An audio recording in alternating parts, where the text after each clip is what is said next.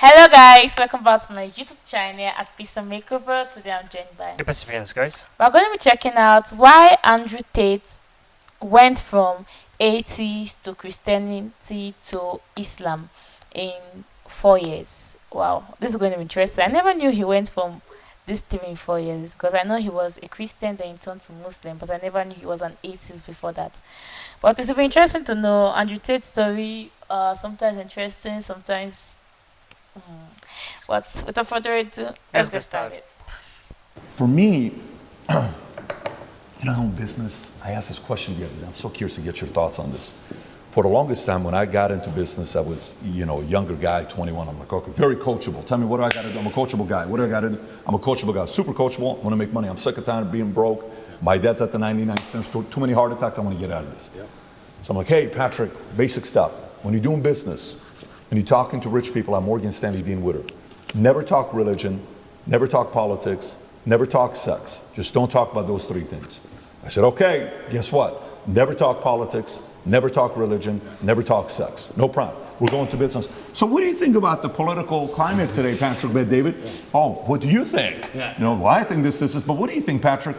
I don't know, quite frankly, I think I'm trying to figure it out for myself right now, but we'll see what's going to happen, whatever way you're deflecting and you kind of go on your phone. Hey, what do you think about God? What is your opinion on Islam or Muslim? Well, for me, you deflect that. Eventually you're sitting there, you're like, the people that I know at that level want to talk about those three topics. Now, sex is maybe off camera and they're kind of having fun with it, but they want to talk about politics and religion.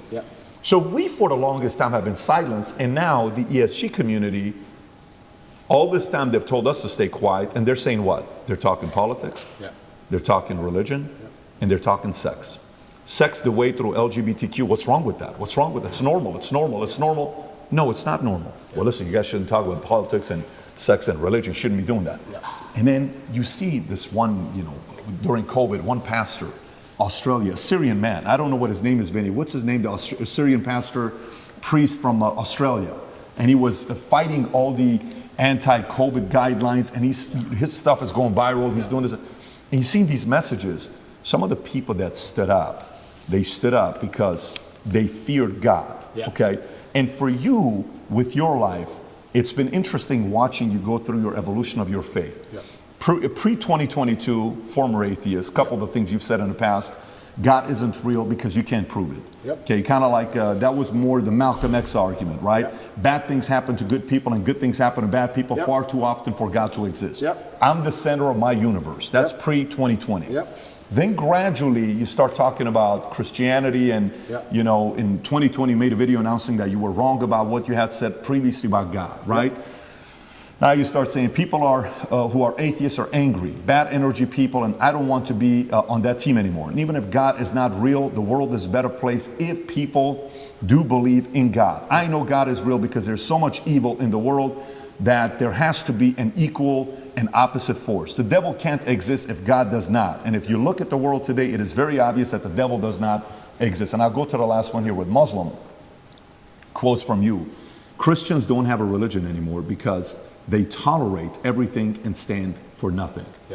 And by the way, I actually agree with you, the fact that they're tolerating way too much. Islam is the last religion on the planet. God is something to be feared, respected, and to prove yourself to, which means you got to earn his right. It's hey, I want to earn your right and your respect, right? How did you go, if you don't mind talking about your own evolution? Because us as men, if you knew me at 25 years old, you probably would have liked to party with me. I was a selfish guy. I was a guy you would have thought I was, right? And we go through this phase of where the selfishness kind of comes down a little bit. You still need to be selfish because you need to be driven, but to the point where you're like, listen, man, I got to really do something. And then somehow, some way, God enters. What's been your evolution of your faith, and where are you at today? I think it's third law, equal and opposite force. What you just said there is absolutely true. There has to be equal and opposite force to all the evil in the world. And that the equal and opposite force to all that evil has to be God.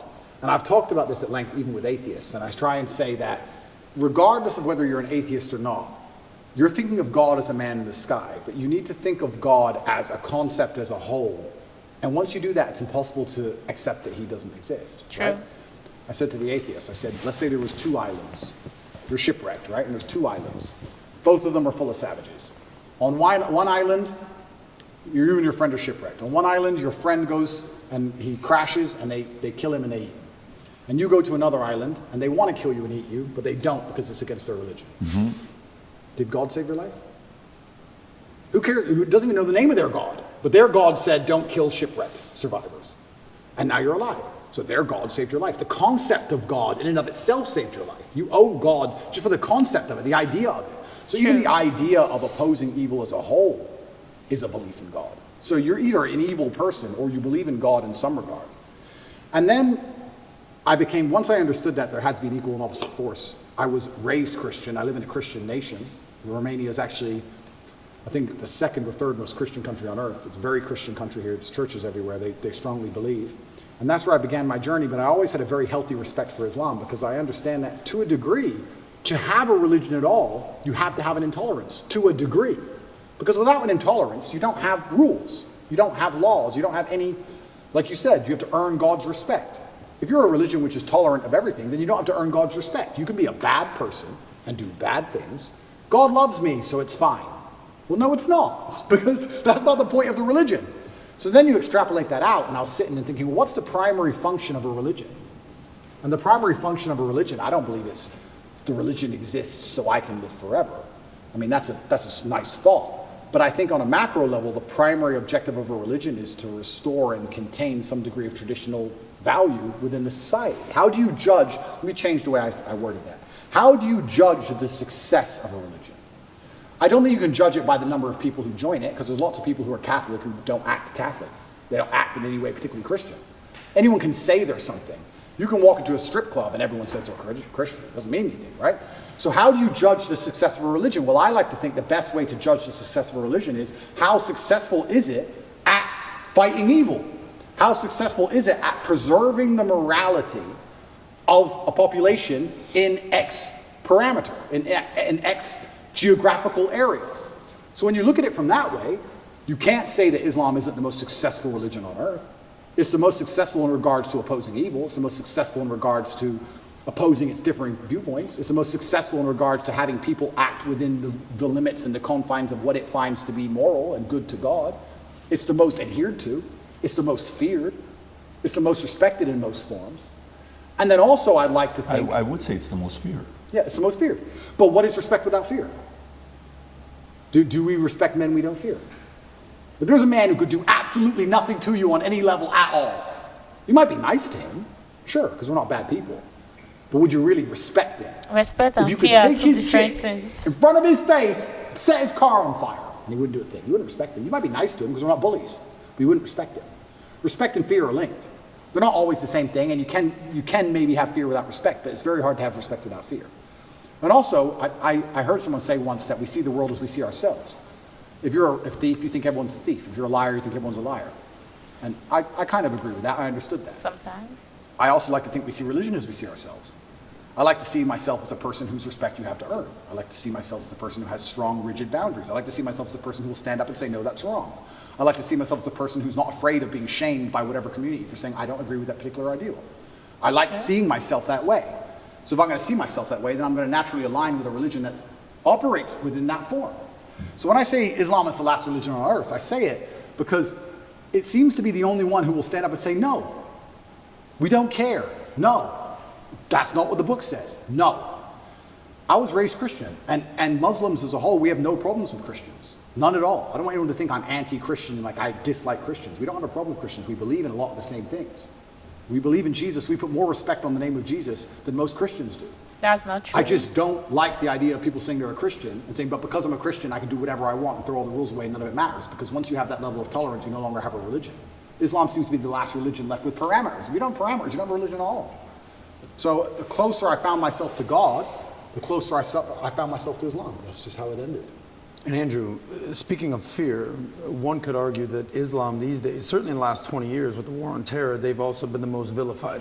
Absolutely. Right? So, you know, everything that we've seen happen with extremism and everything that's going on all over the world, how are you grappling with that? You've been a Christian for years now, Islam, everything. And you know what, that's such an interesting question, because when I was younger, especially when I was an atheist, I would sit and think, people are really doing terror attacks and doing all this crazy stuff because, you know, they're upset over a cartoon. That's so stupid. And nobody should kill nobody should kill anybody. Charlie Hebdo, everything. Yeah, nobody should kill anybody. Nobody should kill anybody. I'll make that very clear. But also part of me is now saying, why would you want to insult the prophet for billions of people? Why would you want to do that? I'm not saying I don't even want to make the argument against free speech. I'm not even saying you couldn't be allowed to. This is a sensitive subject. I'm just saying, what kind of person wakes up and thinks, I want to do that? I don't know. I just don't think that's a healthy mindset. Doesn't make sense. Like when I see these Satanists, and they're, especially in America, and they're doing, let's keep it on Christianity, these Satanists, and they're dressing up Jesus as gay and all this stuff, like, that's not done in any kind of good faith. There's no good reason to do that. That's done with genuinely malicious intention. And what kind of people want to do that? And then the answer by extension is, I thought America was a Christian country. So how can you have a Christian country where the prophets of the religion are mocked to the highest possible levels within the confines of the country, and it's promoted? Is it something about this? Even Jesus was mocked. Even when he was alive. You see, Andrew Tate's side of the view, I'm getting him clearly because I was just taking my time to listen to his speech and see the reason why he joined Islam. So his own is, as a religion, there are some certain boundaries that some people should not cross. Like we respect Jesus Christ a lot. We believe in the death and resurrection of Jesus Christ. Sure. So if you see people mocking Jesus Christ, we ought to retaliate. But we being a Christian, we don't retaliate. And he's kind of like pissed with Christians. No, I'm getting something. I understand. In some certain way, it's kind of like pissed that why is that people in higher authorities, like our popes, our big people, preachers, they don't talk anything, they don't say anything when such Jesus is being mocked, when our religion is being mocked. You see, the thing is, we Christians, let me just use in general, we don't say anything because it's, the battle is not ours. Even the Bible said, the battle is for God to fight.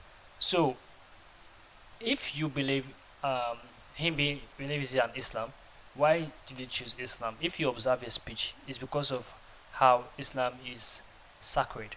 Let me use the word sacred. They don't tolerate everything. If you go against what they are preaching, what they stand for, they will surely retaliate. You get. But we Christians, we don't retaliate. The difference between Christians and Muslims most times is the death and resurrection of Jesus Christ. True. You see. So the thing is, your faith in what you believe matters. Because the ending thereof, if we are to say like now, Judgment Day is here now, and you believe you being a Muslim, and we believe being a Christian, you not believing in the death and resurrection of Jesus Christ, for me, alters your faith. Because you already believe Muhammad is going to stand for you at the end thereof as a prophet. So you shouldn't be using religion who stand as sacred. Like if they mock them, they retaliate to determine where your faith lies in. True. You understand? So what I observe about him is he's kind of like pissed that Christians don't speak when we are being kicked. You understand? It feels like Christianity is not being respected. So you want to go yeah, to a it's religion that is feared it's and feared, respected. respected. You see that masculinity? Yes, that is something what that you he feel wants. on top. Yeah, you see, that is what he's actually like kind of like talking He wants about. that more energy. So I just picture him and listen to him. I kind of like understand where he's coming from and who he is. You see, he was once an atheist. So, and he's very, very masculine. He's successful and he don't like people undermining him. Just so like he said his religion is a showcase of his character. So that's because exactly if it's the religion and people are mocking it and he himself can't say anything to defend the religion, you feel like it brings down his ego. Yeah. So for me, that's how I see him as. And I don't know. You guys can comment in the comment section if I'm right, if I'm wrong. But that's how I totally see Andrew Tate about. For me, he really don't get the religion itself. He's just gets what the religion is about what the religion pursue you to do. About him himself too. So just leave your comment down below and we're going to talk more about it. Let's keep going. Is that a Christian country? Doesn't seem like a Christian country to me. I don't think the same thing would happen with Islam in Saudi Arabia. I can't imagine that happening. So how can you say we're a Christian country, but everyone's mocking our God on the streets? Ha ha ha. It's on Netflix. Ha ha ha. That's not a Christian country to me. So if you're not a Christian country, then where's the religion? The religion's supposed to enforce certain boundaries. You're supposed to at least show it respect, you know? And it's also kind of interesting because in Christian countries, there's more respect for Islam than there is for Christianity. In a Christian country, name one. They still don't do it with the Islamic Prophet. Why do you think that is? It's too much smoke. It's just not worth the heat. Because people Political believe. violence. And Exactly I'm what not we're advocating saying. for violence on any level. I'm saying that That's what even you just these said. degenerates who are trying to destroy people's belief in God, like we've discussed earlier, because they don't want you to have any baseline morality. If you believe in God, there are commandments, yes and no. That baseline morality prevents you being an absolute slave, so they're trying to destroy it. But even those degenerates who are trying to mock and disgrace God, understand there's a point where it just backfires and, ooh, this is smoke. And they don't want the smoke. And shouldn't God be feared? I'm scared of God. It's the only thing I fear. Me I fear too. God. They can put me in jail. I fear I know I'm another. telling the truth. God's on my side. I fear God. So God should be feared. So once again, does anybody fear the Christian God? I haven't seen anybody scared of him in a long time. And it's kind of crazy because it's very interesting. The mass migration and all these things are leftist policies, but then also Islam is the most right-wing religion on earth. It's kind of very interesting. I grew up in England, and I grew up in Luton, which is a town which is mainly Muslims. It's a huge Islamic community. And there was a bunch of English people who were complaining about there's too much immigration, we're losing our culture, and I understood their point absolutely. But these are the same people complaining about all the left-wing LGBT in schools and all these issues. And I was like, the only allies you have against this are the Muslims. They're the only allies you have in any of this. The Christians don't protest against any of this stuff. The Christians don't. There's very few Christians who will get up off their ass and complain. In fact, I saw on Twitter yesterday, one of the churches was lit up in rainbow. I have nothing against gay people. I don't care. And that's actually another point I want to make into about this thing. I think most people don't care, and I think that bothers them. Have you ever had an argument with a girl, and she's like stropping around the house, she's huffing and puffing, and you just don't give a shit? So she has to keep upping the ante till you eventually go, what's the problem? Because she tried the low-level stuff, and you didn't care. I kind of feel like this has a remnants of that. I'm gay, cool. I want to get married. Fine. I want to wave my dick in your kid's face. Whoa, whoa, whoa, whoa. It's like, whoa, whoa, whoa, whoa. I feel like they tried to annoy us, and we're like, we don't give a shit. Do whatever you want. Be a person. We don't What a care. point. And now they're like, okay, well, we have to get to a limit where they have to react. Yeah. We want attention now. We want them to care about What's this. the right move on that? Well, that's the point. You know, it's difficult because there comes a point where you simply have to address it, and So now you is- have to oppose it. And this is sorry to interrupt you, but this is why they're so careful and so clever with what they do. They package it all together. LGBTQ. I would argue. I don't know what Q is. Firstly, sorry, I don't know what Q is. Questioning. Q. All right. I would Wait, argue I that have G to and T are very different things. Beyond. A gay man and someone who's chopped the dick off are very different things. Completely. So they package it all together. So now, because the spectrum of your enemy is so large, you have people who are fully this way. Mm-hmm. You have people who we accept and are normal in society. We have no problem with gay people. And they put it all together. You're an enemy of all these people. And they complicate the argument and they mix it all together. And now you're a bigot. And really, you just want your kids to be left alone. Really, you just want to leave the children alone. Of course. All you want to do is leave your kids alone. And then it's like, okay, True, I'm now true. raising children. I have more children than most people would believe. How do I protect my children from this insanity? God. Which God can protect my children? Allah, Islam. I'll move them to Dubai or Saudi Arabia, and none of this will happen. Can I trust a Christian nation? Some of them. Romania is a Christian nation, and to a large degree, they oppose quite a lot of this stuff. But they're also NATO, and they're also EU, and they also rely on bailouts and grants and money. And on a long enough time frame, even in the 7 years I've lived here, I have watched certain attitudes change because money buys influence and power. So Andrew, not to cut you off, how much of you converting from Christianity to Islam is actually the belief in God versus the societal pressures that are facing It's the- children? it's- Because it seems like it's a little bit of Thank both. For you to you. believe in God, you have to respect Him. How can I believe and put my life in the hands of someone I don't respect? And I'm going to respect a God which is feared. Yeah, but it's a vertical relationship, right? It's not a horizontal. If you base it horizontally, they're going to disappoint You're you. comparing it. If you think about, if you're going to believe, let's go believe Prophet Muhammad, his teaching, and let's go believe the Bible, NIV, and Jesus, Father, for God so loved the world that he gave his, you gave your son for me. Let's say that's true. And you're doing it based on faith. Who would do such a thing for me? What a level of sacrifice for you to do that. Who am I for you to be so worried about me? If you look at it from that angle, it's not necessarily coming from a place of fear. It's coming from a place of grace. It's coming from a place of love. It's coming from a place of, absolutely, a different feel. Because I do believe the part that upsets me is the fear aspect, that they're allowing others to mock your God, to mock Jesus, to mock whatever religion it is you're a part of, and you're kind of like, oh, they're just funny, man. No, it's not funny. You just crossed the line. Like JC has that one line where he says, don't tell me why what the guy said about me. Tell me why he was so comfortable saying it to you. 100%. Tell me why he said it comfortable to you. So I think that's the part about faith. I understand when you're saying the fear and the respect side. So that's the part where fear is needed. I totally agree. But the part where you were making a point about LGBTQ, you're like, I don't even know what Q stands for, it's questioning. And then you're like, well, gay, okay, cool. Trans, listen, man, spectrum.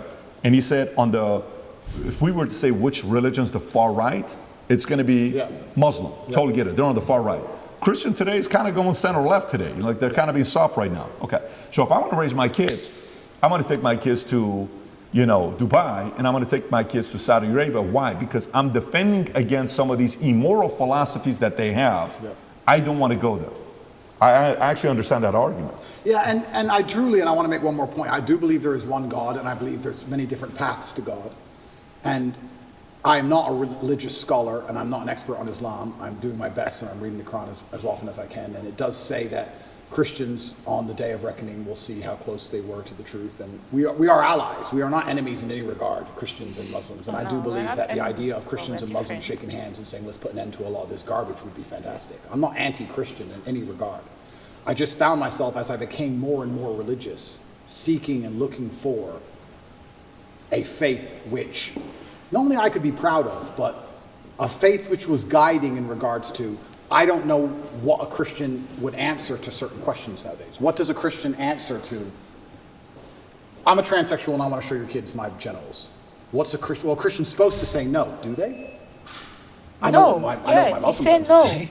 I don't know. If you're a Christian, I don't know how you're supposed to act. I don't know what you're supposed to adult. I don't get it anymore. The true believer says the true believer. The true believer. Yeah. But how many are true believers? I don't know. I see all over Twitter, all these churches are losing their minds. It seems very complicated. Islam seems very, very simple. You know what's right, you know what's wrong. Connect is an application which allows you to take a minute to connect with information. So this was an amazing video. It was a lot. It has a lot. And if you observe why they were speaking, the two gentlemen over there, plus Andrew Tate is also a gentleman. The other two gentlemen over there, they just don't want to escalate the thing or go against what Atra is saying. Probably, I'm sure one of them there will probably be Christian. Sorry to cut you off. Just like what the guy said before he started the podcast, he said that 360 don't like discussing about religion, politics, and sex. That's and true, if you see, he didn't argue. Yeah, because a lot of religion, politics, and sex leads to a lot of arguments and leads to a lot of discussions. arguments. Andrew Tate clearly is being at his own point of view, and I understand the we all understand his point of view. It's just, I feel for me, truly, my own side of the view, seeing him and seeing his speech and talking, I feel like, hey, according to what he says, he really do not understand Muslim fully, but I feel like he wants superiority. Exactly. Someone who is controlled, someone who is feared and controlled, and someone who can't step on them on the feet. So I understand that point of view about him. It's just I feel like he needs to understand the religion he is more. For me, that's what I'm seeing about why he was speaking. He needs to understand more about his religion more, like he gets to understand it deeply than just the surface. He needs to get to understand it more and know what he's entering. The way he entered into Christian, I don't know if he fully understands Christianity and what to actually preach about, but I feel like he needs to know more about the religion and kind of like speak more about it. Not just about the fear that people um, perceive or see about Muslims. There are so certain things you shouldn't say about Muslims that kind of lead to kind of like chaos or fight or worry and get a lot of Muslim community coming for you. That is true because they have their do and don'ts. Christians who have do and don'ts, but sometimes people step on Christians, but Christians don't retaliate because it's clearly written in the Bible that if someone slap you at the right cheek, turn the left for the person to also slap you, you shouldn't retaliate. So there's some certain things people do to Christians that we kind of like look past. So it's not because we don't know what to do or we can't retaliate back. It's just like our our religion teaches us to be more loving and caring. I know there's not all Christians who practice exactly what the Bible say, and there's not all Muslims who practice exactly what the Quran said. So it's that is just how it is.